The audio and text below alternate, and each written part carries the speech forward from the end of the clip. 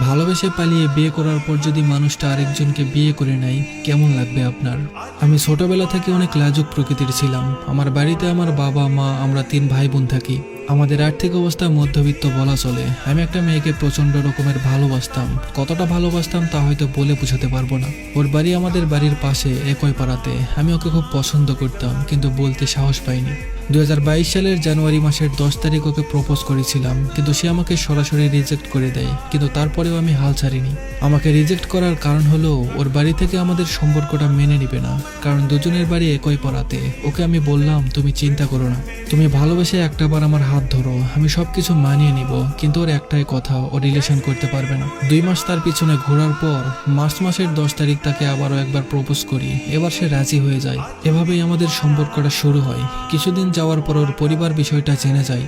তারপর ওর বাইরে আসা বন্ধ করে দেয়, ওর ফোনটাও নিয়ে নেয়। আমি কোনোভাবেই যোগাযোগ করতে পারছিলাম না। তবে কিছুদিন পরও সুযোগ পেলে অন্যের ফোন দিয়ে আমাকে ফোন দিত, 2-1 মিনিট কথা হতো। এভাবেই কিছুদিন চলে যায়। কিন্তু 10-15 দিন যাওয়ার পরও আর আমার সাথে যোগাযোগ করে না। আমাকে কেমন যেন ইগনোর করতো, আমার সাথে কথা বলতে চাইতো না, আমাকে সহ্যই করতে পারতো না। তার কিছুদিন পর সে আমার সাথে একবারে যোগাযোগ বন্ধ করে দেয়। আমি আর কোনোভাবে যোগাযোগ করতে পারছিলাম না। আমি বুঝতে পারছিলাম না ও আমার সাথে কেন এমন করছিল। ও তো এমন ছিল না, হঠাৎ কি হলো ওর?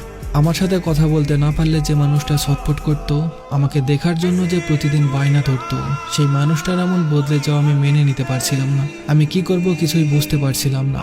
আমি ওর একটা বান্ধবীর সাথে যোগাযোগ করলাম। ওর থেকে যেটা শুনলাম সেটা শোনার জন্য আমি মোটেও প্রস্তুত ছিলাম না। ওর বাবা মা নাকি আমাকে ভুলিয়ে দেওয়ার জন্য ওকে নিয়ে একজন সাধুর কাছে যায়, আর সেই সাধু নাকি ওকে একটা তাবিজ পরিয়ে দেয়। তারপর থেকে ও কেমন যেন হয়ে যায়। এটা শোনার পর খুব কষ্ট পেয়েছিলাম আমি।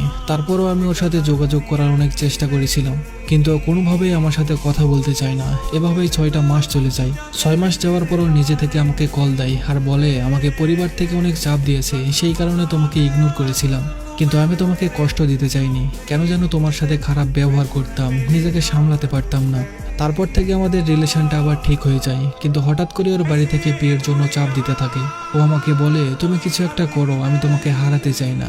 আমি ওকে অনেক ভালোবাসতাম, আমি ওকে হারাতে চাই না। তাই আমরা ঠিক করলাম আমরা পালিয়ে যাব। তো 25শে অক্টোবর আমরা বাসা থেকে পালিয়ে যাই। পালিয়ে যাওয়ার 3 দিন পর্যন্ত আমরা ফোন অফ রাখি। ওর পরিবার আমার পরিবারকে বিভিন্নভাবে চাপ দিতে লাগলো, ভয় দেখাতে লাগলো। 3 দিন পর ফোন অন করার সাথে সাথে আমার বাবার নাম্বার থেকে কল আসে। ফোন রিসিভ করতেই বাবা আমায় কান্না করতে করতে বলে, বাবা তোরা কোথায় আছিস, তাড়াতাড়ি বাড়ি চলে আয়, ওর বাবারা অনেক ঝামেলা করছে।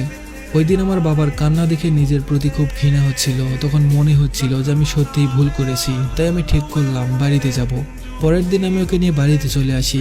বাড়িতে আসার পর ওকে ওর পরিবার নিয়ে চলে যায়। ওই দিন ওকে এতটাই মেরেছিল যা বলে বোঝানো যাবে না। তারপর আমাদের আবারও যোগাযোগ বন্ধ হয়ে যায়।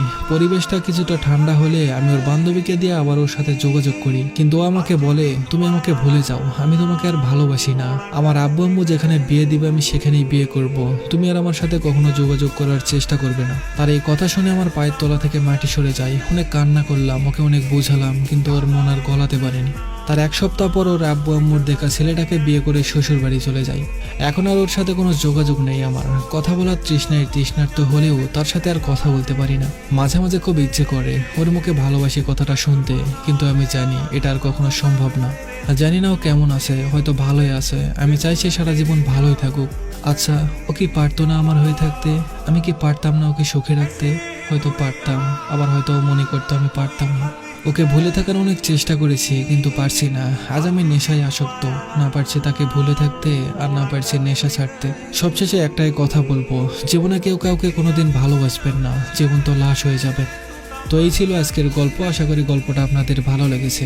একটাবার চিন্তা করে দেখুন তো, যদি তারা রিলেশনে না যেত তাহলে কি তাদের জীবনে এমন হতো? হয়তো হতো না। হয়তো তারা দুজনেই একটা সুন্দর জীবন উপভোগ করতে পারতো। তাই আমি বারবার একটা কথাই বলি, রিলেশনে যাওয়ার দরকার নেই। কাউকে ভালো লাগলে পরিবারকে জানিয়ে বিয়ে করে নিন, আর নয়তো পরিবারের পছন্দে বিয়ে করুন, সুখে থাকবেন।